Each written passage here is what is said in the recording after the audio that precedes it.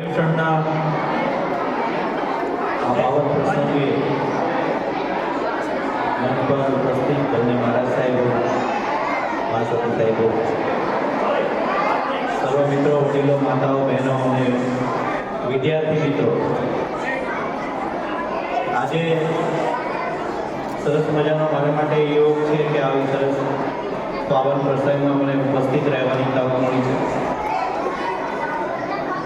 વિદ્યાર્થી મિત્રોને, શિક્ષક મિત્રોને મારે ખાસ એટલું જ કહેવાનું છે કે રાષ્ટ્રીય શિક્ષણ નીતિ જે આવી છે એમાં વિષયના વાડા છે ત્યજી દેવાની વાત કરી છે, જ્ઞાનની અખંડતાની વાત કરી છે. આપણે ખંડિત કરીને આપણને કોઈએ પીરસ્યું છે, આપણે પીરસી રહ્યા છીએ, પરંતુ આ રાષ્ટ્રીય શિક્ષણ નીતિ પછી જીવન માટે જે જરૂરી છે એ જ્ઞાનની અખંડતાનો સ્વીકાર થયો છે. એટલે ટૂંકમાં વાત કરું તો સાર એટલો જ છે કે every experience is learning experience. માત્ર વિજ્ઞાનના પીરિયડમાં કે માત્ર ગણિતના પીરિયડમાં કે ભાષાના પીરિયડમાં જ્ઞાન મળતું નથી. જ્ઞાન તો સર્વત્ર છે અને માત્ર ભાષણ સાંભળવાથી કે વાંચવાથી મળતું નથી, પણ સૌથી વધારે ટકાઉ જ્ઞાન છે એ અનુભવમાંથી મળે છે, પ્રવૃત્તિમાંથી મળે છે. આપણે બધા બાળકોનો પણ અનુભવ હશે કે આપણે કોઈ વસ્તુ સાંભળીએ છીએ અને ભૂલી જઈએ છીએ. આપણે કઈ વસ્તુ જોઈએ છીએ થોડીક યાદ રહે છે, પરંતુ કોઈ પ્રવૃત્તિ કરી છે આપણે સમજીએ છીએ તો એ આપણને એ જીવનભર એની સમજ પ્રાપ્ત થાય છે.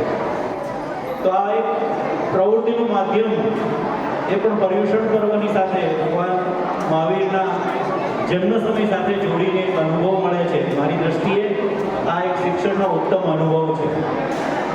આનાથી આપણે ઇતિહાસ, ધર્મ, દર્શન વગેરેથી તો પરિચિત થઈએ છીએ, પરંતુ આ પારણા બનાવવાની તમે જે પ્રવૃત્તિ કરી છે એ પ્રવૃત્તિમાં ફરીથી કહું, રાષ્ટ્રીય શિક્ષણ નીતિને જેમને સારી રીતે વાત કરવામાં આવી છે, ક્રિએટિવિટી અને ક્રિટિકલ થિંકિંગ, તો અહીંયા તમે જે ક્રિએટિવિટી દર્શાવી છે એને માટે આમાં ભાગ લેનારા બધા જ વિદ્યાર્થી મિત્રોને હૃદયપૂર્વક અભિનંદન આપું છું.